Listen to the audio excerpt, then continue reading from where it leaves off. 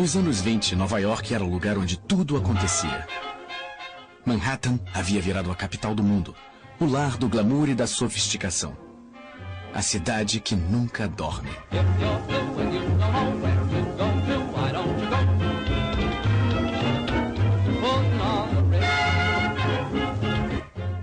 Lá, jovens dançavam jazz e pessoas se tornavam milionárias da noite para o dia.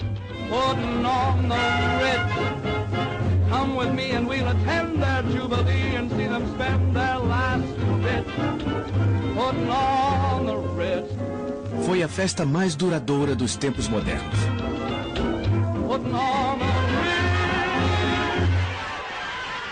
Sem aviso, a bolha estourou. A festa acabou. Um terremoto financeiro abalou Wall Street. A história viria a chamá-lo de o Grande Crash. E ele traumatizou a nação americana. Milhares de empresas quebraram. Milhões de pessoas perderam seus empregos. Homens orgulhosos encaravam a humilhação do auxílio à pobreza e da sopa comunitária. Famílias que perderam suas posses foram viver em favelas, a um passo dos símbolos de riqueza. Como os Estados Unidos cresceram e caíram tão rapidamente? Como a locomotiva do mundo ocidental se pôs de joelhos em 1929?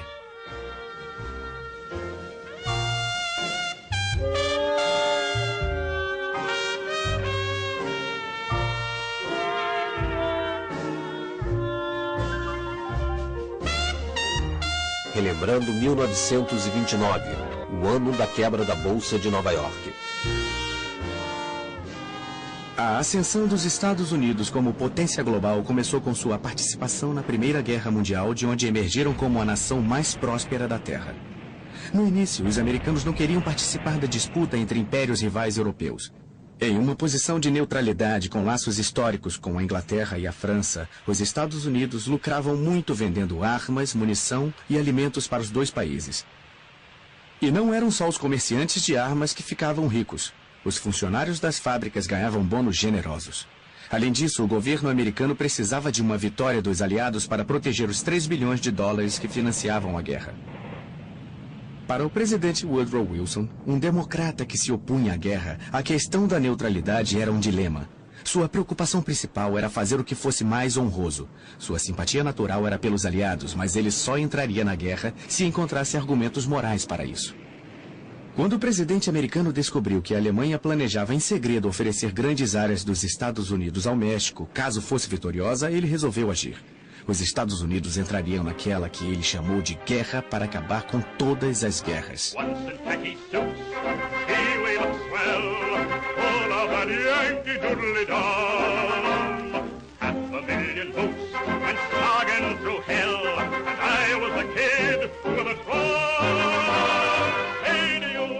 No verão de 1917, as tropas americanas rumaram para os campos de batalha europeus. Johnny, get your gun, get your gun, get your gun. Take it on the run, on the run, on the run. Nos campos de batalha franceses, onde o combate era mais intenso, chegou-se a um impasse, com baixas apavorantes.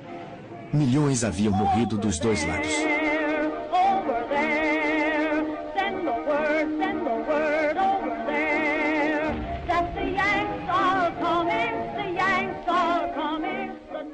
Em 2 meses, os americanos mandaram 2 milhões de recrutas bem dispostos e bem armados para ajudar os já exaustos aliados. O dinâmico reforço dos Yankees foi decisivo.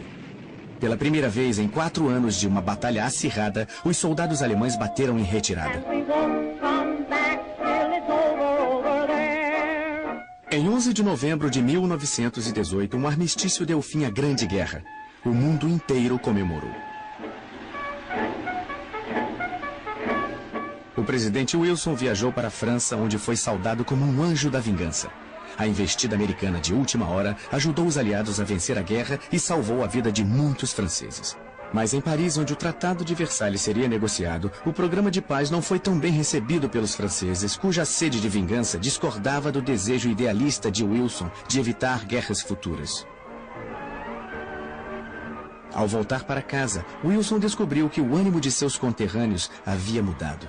Muitos americanos, especialmente os republicanos que então controlavam o Senado, não queriam continuar envolvidos com assuntos europeus. Os Estados Unidos não assinaram o Tratado de Versalhes e a derrota democrata nas eleições presidenciais de 1920 marcou o fim de Wilson e de sua busca pela paz mundial.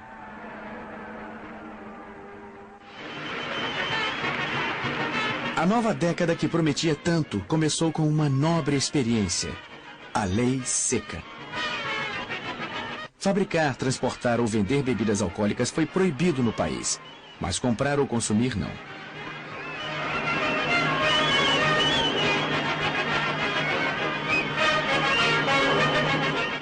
Por todo o território americano, milhares de litros de bebida alcoólica foram jogados fora. Pela primeira vez na história, uma nação ocidental votou a favor da Lei Seca, uma lei que se mostrou impossível de ser aplicada.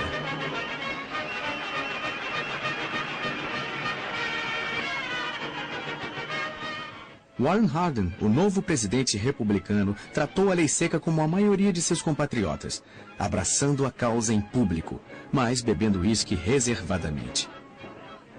Harding teve uma vitória esmagadora. Sua política refletia as opiniões do povo americano na época, principalmente seu desejo de reduzir os impostos para pessoas e empresas. Ele foi um presidente popular, mas seu julgamento era tão confiável quanto suas tacadas no golfe. Mas os meses finais de seu mandato foram marcados por rumores de corrupção em seu gabinete. Ele morreu de um ataque cardíaco em agosto de 1923, ainda ocupando a presidência.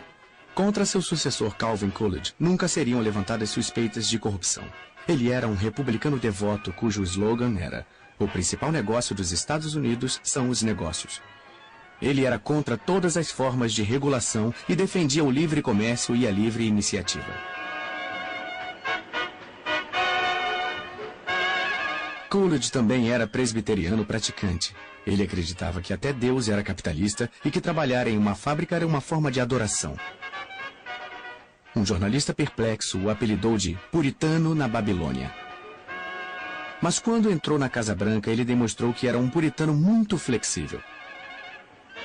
Arquétipo de republicano da época, Coolidge presidiu durante o período de maior prosperidade na história de todas as nações. These are some of the reasons why I want to cut down public expense. I want the people of America to be able to work less for the government and more for themselves. I want them to have the rewards of their own industry. This is the chief meaning of freedom. Em uma época de individualismo bruto, Coolidge queria ser um herói e um puritano. Sua mulher usou uma das maravilhas da época, a câmera de filmagem, para mostrá-lo como um improvável cowboy do Velho Oeste. Em meados dos anos 20, até o Velho Oeste havia sido posto a serviço do enorme surto de energia industrial e engenharia que estava transformando os Estados Unidos. Os grandes espaços abertos, ricos em recursos naturais, estavam sendo explorados.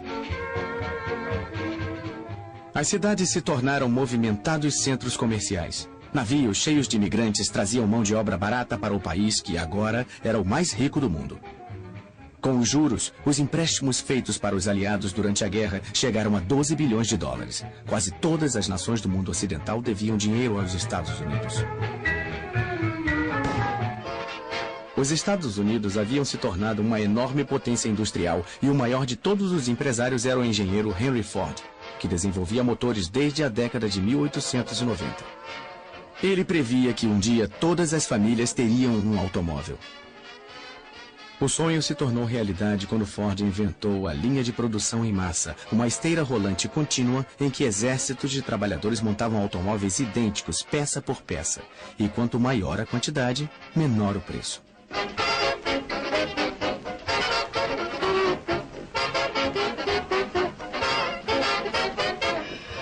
Quando Ford apresentou o sistema pela primeira vez em 1913, um único carro levava 12 horas e meia para ser montado.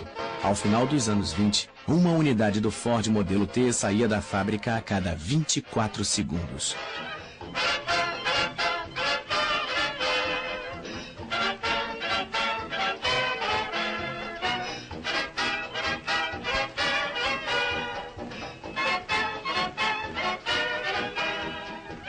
A linha de montagem de Ford fez os Estados Unidos andarem mais rápido. O modelo T, ou Ford Bigode, como foi carinhosamente apelidado, mudou a vida da população e mudou os próprios Estados Unidos. Ele era robusto, charmoso e fácil de dirigir. Custava apenas $295, quase $550 mais barato que o modelo original. E graças a outra invenção americana, o pagamento em parcelas, a maioria das famílias podia comprar um. Até 1924, 10 milhões haviam sido vendidos.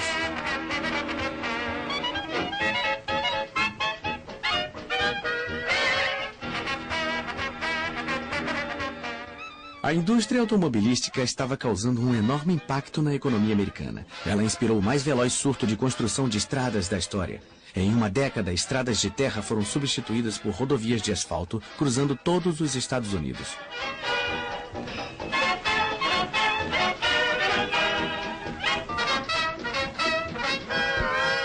Surgiram postos de gasolina aos milhares e a sede por gasolina levava a indústria petrolífera a gerar lucros inacreditáveis.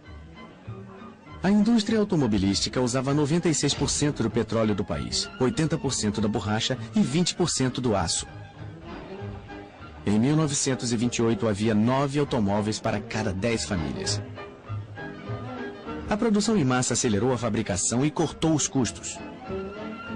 Henry Ford classificou a nova técnica de Messias dos negócios. Um Messias que, sem dúvida, vestia um terno produzido em massa, pois os fabricantes de roupas americanos substituíram os trajes feitos sob medida por roupas prontas para usar e feitas para todos os tamanhos, idades e bolsos.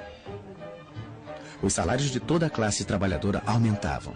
E com os impostos mais baixos, as famílias americanas tinham maior poder de compra. A dona de casa e a moça trabalhadora que queriam a última novidade, a máquina de lavar roupas, a geladeira ou o aspirador de pó, economizavam tempo nas tarefas domésticas. I'm in the mood for food. I'm in the mood for food. O rádio, originalmente produzido para a comunicação a longa distância, também se tornou um aparelho doméstico indispensável em meados dos anos 20, mas apenas as famílias abastadas poderiam arcar com esse modelo de $275. Campanhas publicitárias como estas transformaram um nicho de mercado em um mercado nacional. 11 milhões de rádios foram vendidos apenas em 1925. Eles traziam notícias, previsão do tempo, novelas e muita música para uma nação encantada.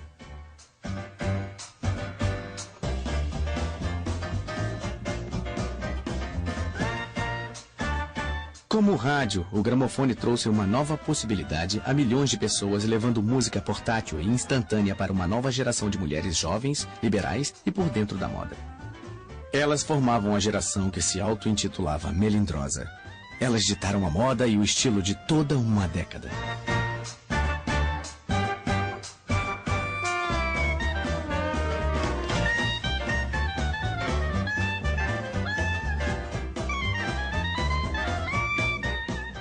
O recém-surgido ramo da propaganda as adorava.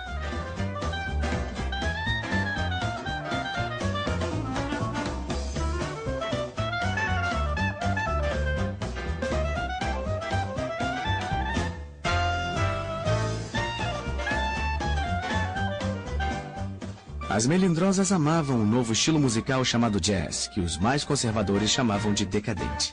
Elas usavam saias escandalosamente curtas e chapéus ousados. Elas conheciam as danças mais modernas como Charleston. E acreditavam que podiam se comportar como quisessem, inclusive cortando os longos cabelos bem curtos como meninos.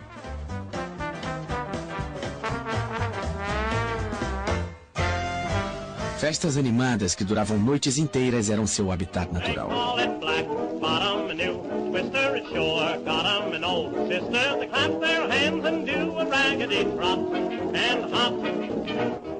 Os comentaristas chamavam as melindrosas e seus namorados de geração perdida, porque eles rejeitavam a moral tradicional americana.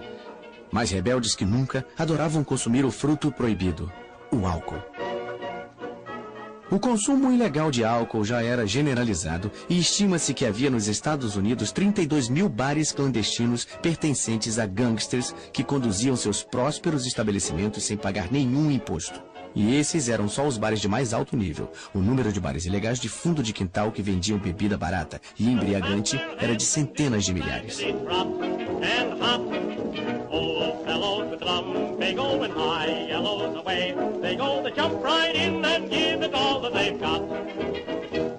O homem que mais lucrava com a sede do país.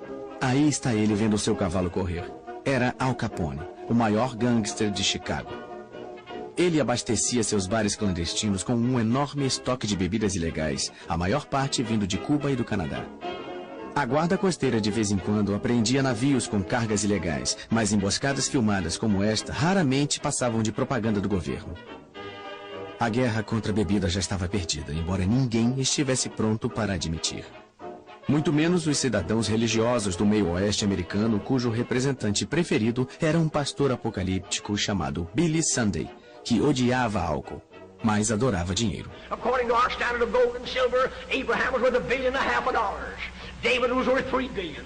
Solomon was worth $5 billion. Solomon could have hired Andrew Carnegie for a butler, J. Pierpont Morgan to cut his lawn, and Andrew Mellon for a chauffeur, and John D.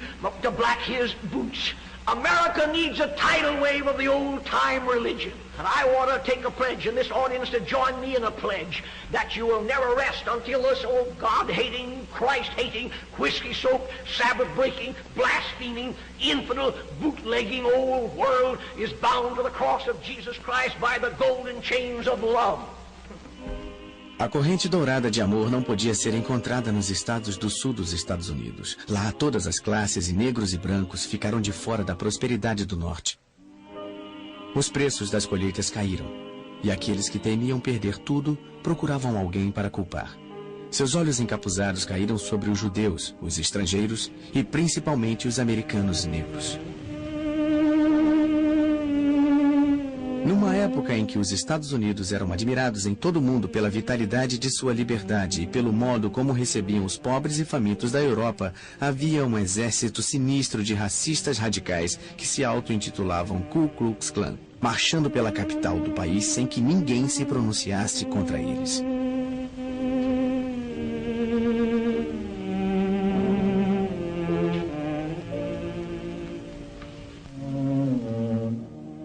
Na época desta marcha, a Ku Klux Klan tinha 5 milhões de membros. Para evitar os linchamentos, muitos negros partiam para o norte. Muitos criaram um novo lar no subúrbio de Nova York chamado Harlem. Have you seen the well-to-do upon Lenox Avenue, on that famous thoroughfare, with their noses in the air, high hats and colored collars, white spats and $15, spending every dime for a wonderful time. If you're blue and you don't know where to go to, why don't you go where Harlem blitz, putting on the Ritz. A era do jazz, que havia começado em Nova Orleans, lançou novas e sofisticadas raízes no elegante gueto afro-americano. If you're blue and you don't know where to go to, why don't you go where Harlem blitz, putting on the Ritz. Well, that's where each and every Lulu Belle goes, every Thursday evening with her swell bows, rubbing elbows. Come with me and we'll attend their jubilee and see them spend their last 2 bits, putting on the Ritz. A música mais empolgante da época chegava à casa dos americanos através de um novo meio de comunicação, o rádio, e seu ritmo ecoava alegremente pelo mundo.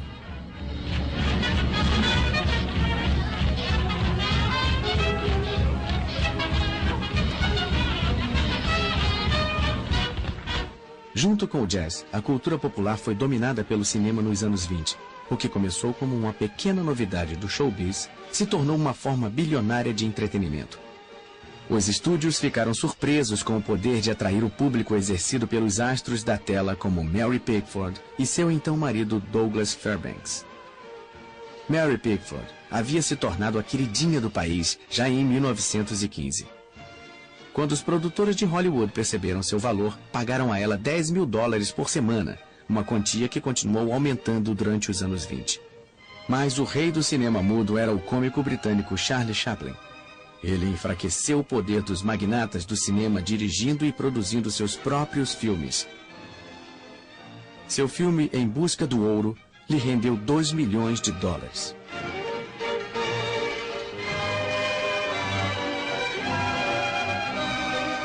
Rodolfo Valentino, o amante latino, conquistou os corações femininos como o Sheik.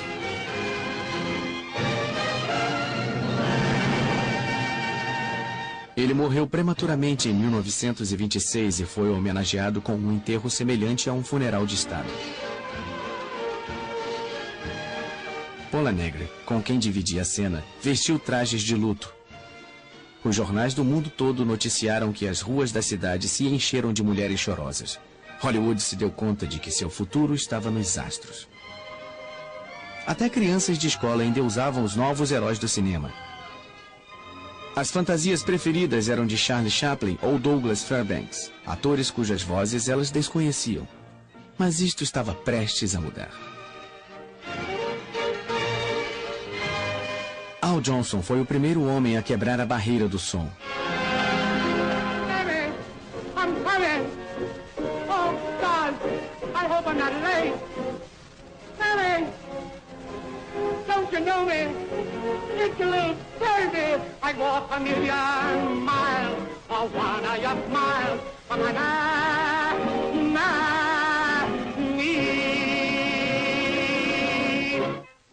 O cinema falado foi lançado pelo maior astro de teatro vaudeville num filme chamado O Cantor de Jazz, cujo sucesso não durou apenas uma noite, como muitos haviam previsto. Um ano depois, 9 mil cinemas exibiam filmes falados.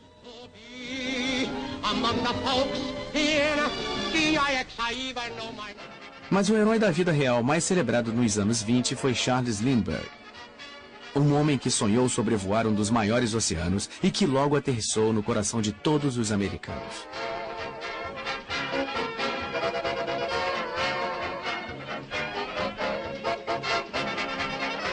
Ele decolou em Nova York na primavera de 1927 em um frágil monoplano chamado Spirit of St. Louis, na intenção de ser o primeiro aviador a sobrevoar sem escalas o Oceano Atlântico e receber um prêmio de $25 mil. Ele desapareceu por 33 horas e milhões de americanos seguiram seu progresso através do rádio e dos jornais.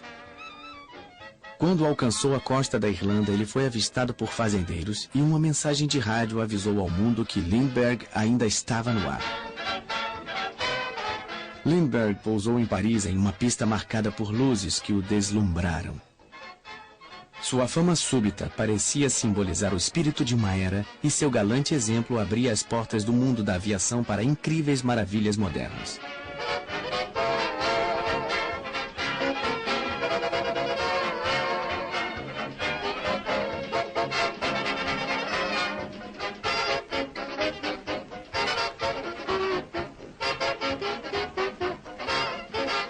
Quando ele voltou, os nova-iorquinos homenagearam seu herói com uma chuva de papel picado que não foi igualada nos anos seguintes.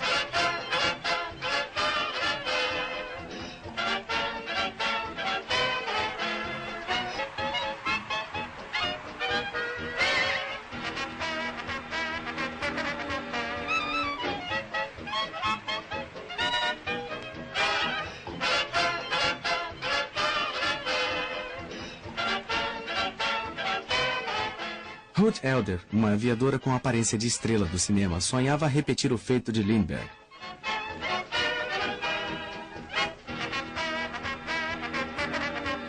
Mas ela teve que abandonar seu avião no Oceano Atlântico depois de cruzar 3.000 quilômetros.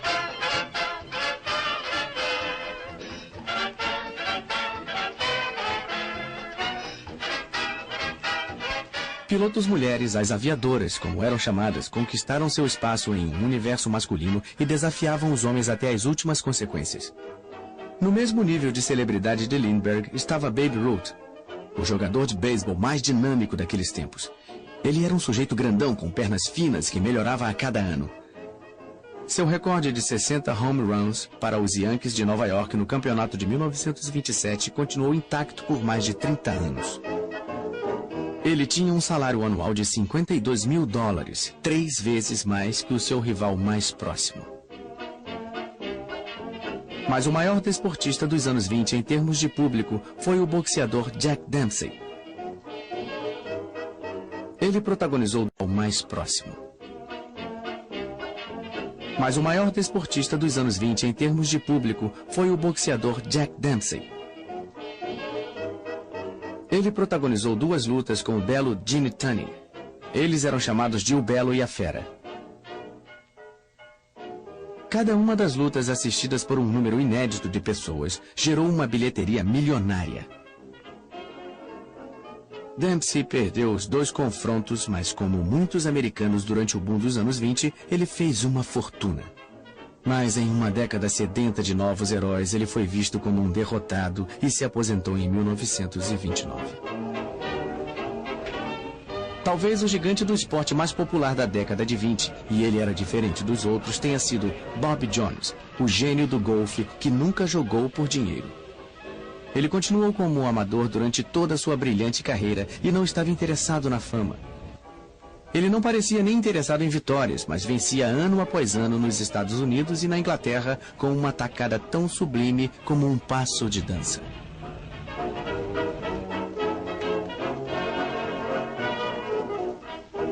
Ele foi o primeiro golfista a ganhar o Grand Slam, vencendo os 4 maiores torneios de golfe no mesmo ano, mas sempre será lembrado como um cavalheiro genuíno.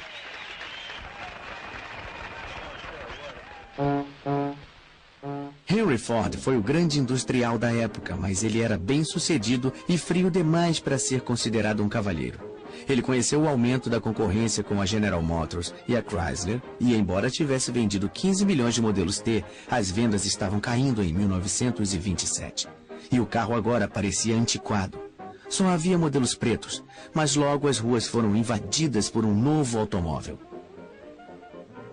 Henry Ford abalou a concorrência com uma versão repaginada do amado Ford Bigode, chamado Modelo A.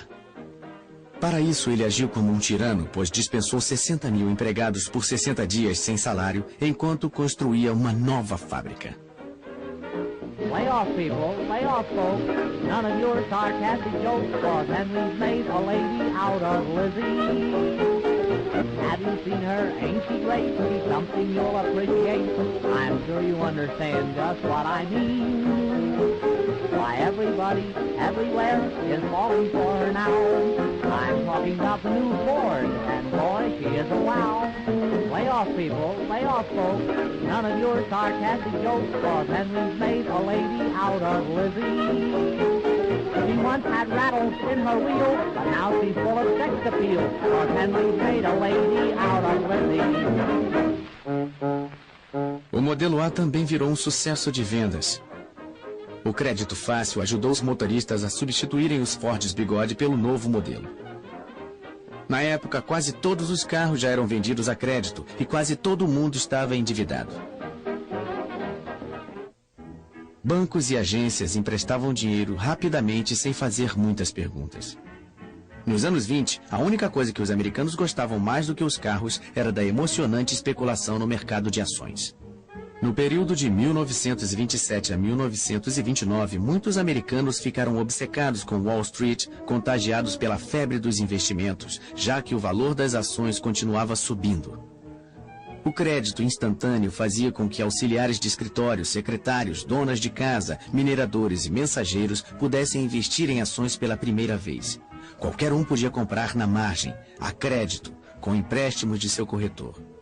Em 1927, no auge do comércio de ações, 577 milhões de títulos foram negociados. Em 1928, Calvin Coolidge decidiu não concorrer a um segundo mandato como presidente. Suas realizações foram poucas, mas ele continuava popular porque durante seu governo, o nível de vida da maioria dos americanos nunca havia sido tão bom.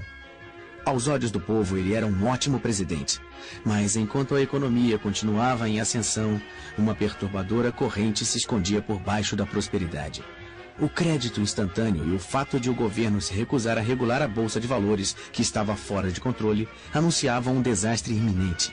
E muitos países europeus enfrentavam dificuldades para pagar suas dívidas de guerra com os Estados Unidos. A ascensão republicana continuou sob o comando de Herbert Hoover, que tinha sido secretário do Comércio desde 1920 e que muitos chamavam de arquiteto da prosperidade.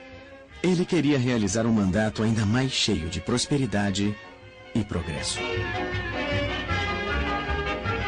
Durante a campanha presidencial de 1928, Herbert Hoover previu que os abrigos para pobres estavam quase em extinção e disse que os Estados Unidos estavam mais próximos de acabar com a pobreza do que jamais havia estado qualquer nação na história. Hoover representava o sonho americano. Aos 40 anos, ele havia se tornado multimilionário. Ou seja, ele sabia lidar com dinheiro. Mas seu próprio sucesso o levou a acreditar que todo homem deveria ser responsável pelo seu próprio bem-estar. O governo, disse ele, não deve interferir na vida das pessoas. Quando Hoover assumiu o poder na Casa Branca, ele prometeu extinguir a cultura dos bares clandestinos que os gangsters haviam criado em todos os Estados Unidos. Ele queria exterminar os grandes chefes de quadrilha como Al Capone, que havia acumulado uma fortuna de 30 milhões de dólares em 1927. Capone virou uma espécie de celebridade e até as torcidas dos jogos de beisebol o reverenciavam. Mas a violência aumentou. No Dia dos Namorados de 1929, Capone mandou seus pistoleiros para uma garagem de Chicago. 7 membros de uma gangue rival foram executados. Esta filmagem é uma reconstituição do massacre, mas as fotos contam por si só essa terrível história. Os assassinatos a sangue frio comprometeram o status de celebridade de Al Capone. Em 1931, Capone foi julgado por sonegação, por não pagar impostos sobre os lucros de suas atividades ilegais. Ele foi condenado e passou anos na prisão de Alcatraz.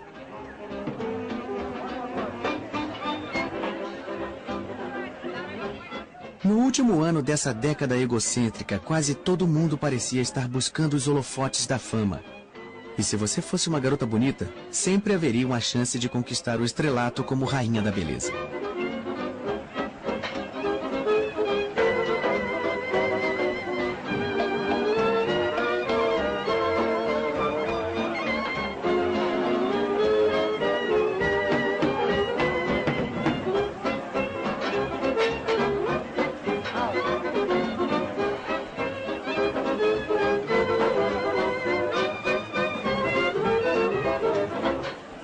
Era uma época em que feitos banais andavam lado a lado de feitos extraordinários, como os altíssimos arranha-céus de Manhattan. A mais de 300 metros acima das avenidas de Nova York, operários destemidos construíam os últimos andares de uma das maravilhas do design da época, o edifício Chrysler, que foi durante um período o edifício mais alto do mundo. Ele foi construído por homens de profissão arriscada e o momento era perfeito para que se tornasse um símbolo dos loucos anos 20. Mas lá embaixo, na arena comercial das bolsas de valores de Wall Street, especuladores continuavam a comprar ações com um fervor que se tornou uma característica da época. Parecia haver uma certeza cega de que nada daria errado. Mas numa quinta-feira, no dia 24 de outubro de 1929, sem aviso prévio, a bolha estourou. Todos tentaram vender as ações que tinham. O pânico se alastrou e os preços caíram muito enquanto mais e mais investidores tentavam vender seus títulos. No fim daquele dia, o mercado de ações havia perdido 4 bilhões de dólares. E no fim de semana, a situação piorou. O povo andava desnorteado pelas ruas tentando entender as notícias. Muitos corretores que venderam suas ações na margem haviam feito empréstimos nos bancos. Os bancos começaram a exigir o pagamento dos empréstimos. Para pagar os bancos, os corretores cobraram as dívidas de seus clientes. E a única forma de os clientes conseguirem pagar aos corretores era vendendo suas ações a qualquer preço. Corretores e investidores tomados pelo pânico venderam mais de 16 milhões de ações em um dia, que ficou conhecido como a Terça-feira Negra. A queda das ações gerou um prejuízo de 14 bilhões de dólares. Houve raiva pelo modo como os negociantes jogavam com dinheiro que não era deles. Trabalhadores comuns viram seus investimentos virarem pó. Nem os ricos e famosos foram poupados. Jack Dempsey, o campeão peso pesado aposentado, perdeu grande parte do que lutou para conseguir, 3 milhões de dólares. Como consequência imediata da quebra da bolsa, aqueles que tinham economias depositadas em bancos correram para sacar seu dinheiro com medo de que ele se perdesse. Diante da corrida pelo dinheiro em espécie, incapazes de recuperar os empréstimos de especuladores falidos, os bancos foram forçados a fechar as portas e declarar falência. Muitos perderam as reservas de toda uma vida e não tinham outra fonte de recursos para enfrentar a crise. Sem conseguir os empréstimos bancários necessários para fugir da tormenta, as empresas foram forçadas a fechar e milhares de trabalhadores ficaram desempregados. Pais que perderam suas casas tinham um semblante torturado de homens que sentiam ter fracassado com suas famílias. They used to tell me I was building a dream with peace and glory ahead.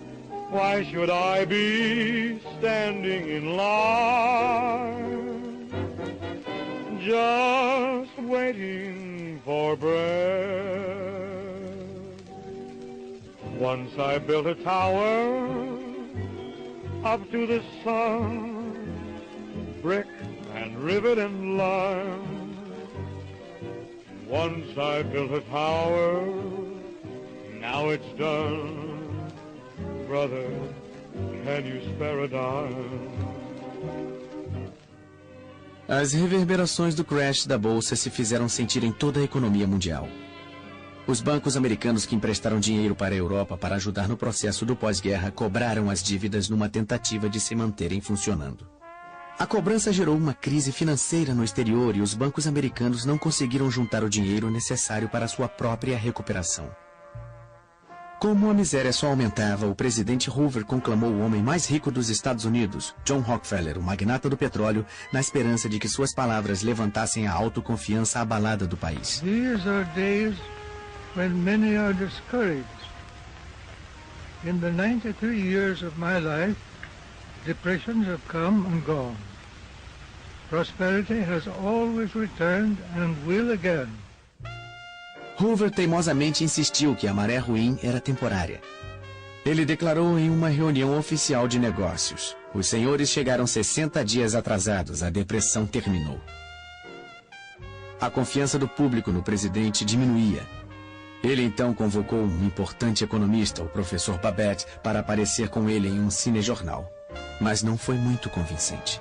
The country is very fortunate in having at the head of the nation at this time a mastermind such as President Herbert Hoover. Como a depressão se agravava, muitos cidadãos passaram a odiar Herbert Hoover. Aquele que havia sido símbolo da prosperidade se tornou o bode expiatório do declínio econômico. Sua declaração de que ninguém estava passando fome e de que os desabrigados nunca haviam comido tão bem soaram cruéis e insensíveis. Sua aparente disposição em salvar empresas e bancos e deixar que os indivíduos se defendessem sozinhos parecia confirmar sua indiferença. Novos termos entraram para o vocabulário do povo: Hoover Stew, para a sopa servida aos pobres, e Hoovervilles, para as favelas onde as pessoas se abrigavam em barracos improvisados.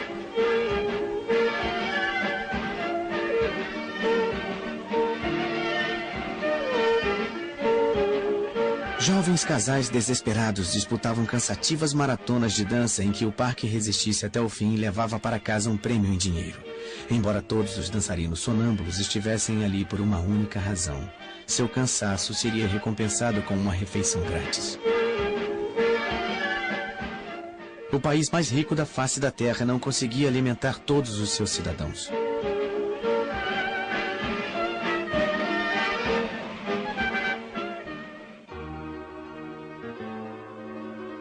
Apesar de tudo, algumas donas de casa em melhor situação se uniram para ajudar quem passava fome.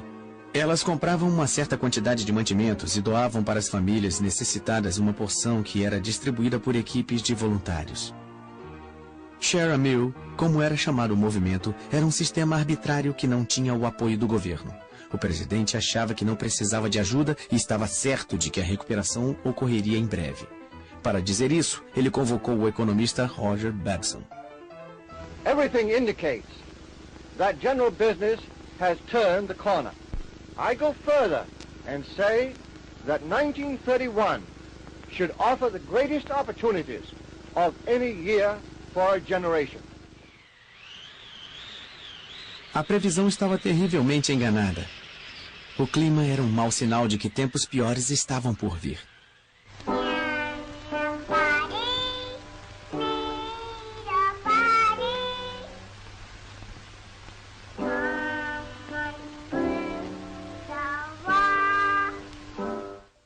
Atravessando a plantação significava superando tempos difíceis. E quanto mais as coisas pioravam, mais sentimentais os cinejornais ficavam. Era uma tentativa planejada de levantar os ânimos, e funcionou muito bem. A linda menininha seria seguida por belas coristas escalando as plataformas de petróleo que enriqueceram os Estados Unidos. A cultura popular teve um papel importante ao ajudar os Estados Unidos a superarem o trauma da depressão.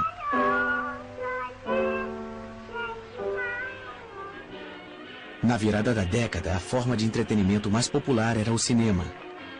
A maioria dos americanos assistia a pelo menos um filme por semana. A bilheteria semanal chegava a 100 milhões de espectadores. Nos 5.000 filmes produzidos durante os anos da depressão, as plateias eram transportadas a um mundo onde as dificuldades financeiras eram praticamente desconhecidas. Os cinejornais também lembravam aos americanos que, por mais assustador que parecesse o futuro, nenhuma nação havia realizado tanto quanto os Estados Unidos. Apesar da depressão, a engenhosidade americana continuava a crescer. O Empire State Building se tornou o prédio mais alto e grandes navios transatlânticos continuavam a ser construídos. 75 miles from the Statue of Liberty. Como a lei seca havia proibido o uso de champanhe nos lançamentos, fazia-se um coquetel com água de cada um dos 7 mares. To the right here we have the First Lady of the land, all ready to flash the bottle containing the waters of the 7 seas and the 2 canals against the prow of the President Hoover. Bottle and still hanging there in midair on the silk board, the red, white and blue colors. Havia uma triste ironia em batizar o navio de President Hoover, pois no momento de seu lançamento, a presidência de Hoover estava afundando, juntamente com a reputação de distintos economistas, cujos pronunciamentos rebuscados foram parodiados pelo humorista Robert Benchley. The depression is over. Better business conditions are just around the corner. When I say just around the corner, I mean just around the corner. If you will look at this chart which I have here, you will see more what I mean. Our trade balance was 3.9.6.4, which naturally led to speculation in shorts. Under such circumstances, it is little wonder that people did not know whether they were coming or going. Very often they were doing both. As verdadeiras estatísticas contam sua história. Do auge da prosperidade em 1929 às profundezas da depressão em 1932, 9.000 bancos quebraram ou fecharam as portas. 100.000 empresas faliram. O produto interno bruto foi reduzido de 80 bilhões de dólares em 1929 à metade, 40 bilhões em 1932. O desemprego aumentou de 3,2% para 25%. Pelo menos 1 em cada 4 trabalhadores não tinha emprego. A violência cresceu nas cidades americanas. Grupos de cidadãos desempregados atacaram autoridades locais por falta de assistência do governo. A população fez manifestações contra o pagamento de aluguéis e passeatas contra a fome, mas foram os veteranos de guerra que protagonizaram o protesto mais violento da época. No verão de 1932, o Exército da Bonificação, um grupo desorganizado, formado por 15.000 desempregados veteranos da Primeira Guerra Mundial, foi para Washington reivindicar que suas bonificações, que seriam pagas em 1945, segundo o acordo original, fossem pagas imediatamente. Nós fomos heróis em 1917, mas agora somos vagabundos, disse amargamente um veterano. Quando a passeata voltou para o acampamento, o presidente Hoover convocou as tropas de choque lideradas pelo general Douglas MacArthur e pelo major Dwight Eisenhower para evacuar a área. O conflito que se iniciou deixou centenas de manifestantes feridos. As imagens dos cinejornais registraram um espetáculo perturbador do exército dos Estados Unidos disparando contra cidadãos americanos. Os veteranos voltaram mais tarde, tomando as escadas do Capitólio, enquanto cantavam "Vamos mostrar a eles que somos americanos". A popularidade de Hoover despencou ainda mais. No final de 1932, o eleitorado finalmente perdeu a confiança nele e elegeu com grande vantagem Franklin Delano Roosevelt. Chegavam ao fim 13 anos de domínio republicano. No dia 4 de março de 1933, Franklin Delano Roosevelt foi empossado presidente dos Estados Unidos. Roosevelt convenceu a população de que a depressão poderia ser vencida e deu ao público de todo o país um slogan memorável. Let me assert my firm belief that the only thing we have to fear is fear itself. There must be a strict supervision of all banking and credits and investments. There must be an end to speculation with other people's money. O primeiro ato do novo presidente foi tomar as rédeas do sistema bancário, que estava fora de controle. Ele fechou todos os bancos do país por 4 dias para que fosse realizada a análise de suas contas. Só puderam retornar suas atividades os bancos que tinham gerenciado corretamente suas contas e dispunham de suficiente dinheiro em espécie. No dia 12 de março, em sua primeira conversa ao pé da lareira, Roosevelt falou diretamente ao povo americano e lhe assegurou de que os bancos estavam seguros e não havia mais motivo para os cidadãos sacarem suas economias. Quando os bancos reabriram na semana seguinte, foi depositado mais dinheiro do que havia sido sacado anteriormente. A crise bancária havia terminado.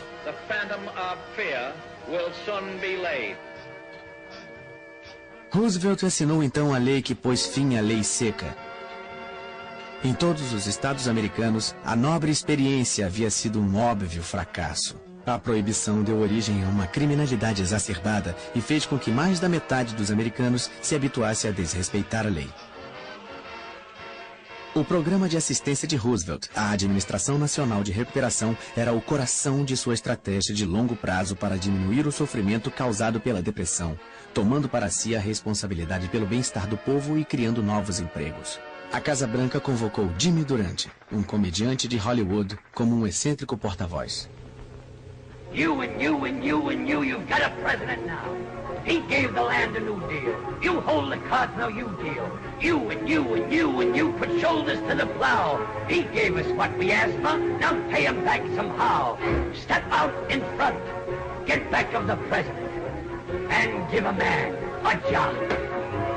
If the old name of Roosevelt makes the old heart throb, you take this message straight from the president and give a man a job.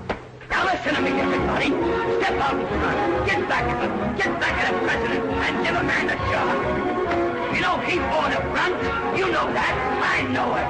So step out and give a man a job. You know who's in back of this in NRA? No? Well, I'll tell you. And when I do, it'll give you heart of trouble. You take this message straight from the president and give a man a job. I have told you the story of our steady but sure work in building our common recovery.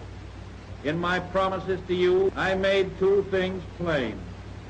First, that I pledged no miracles. And second, that I would do my best. I thank you for your faith. Our troubles will not be over tomorrow, but we are on our way, and we are headed in the right direction.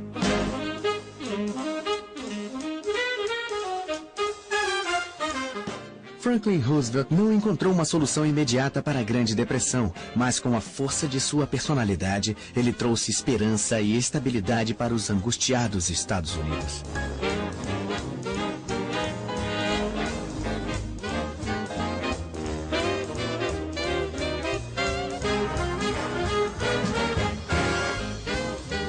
Aqueles que sobreviveram às tormentas que se seguiram ao crash da Bolsa de 1929 se lembrarão para o resto da vida dos anos que o precederam. Uma década idílica, divertida, irresponsável, porém maravilhosa. Os loucos anos 20.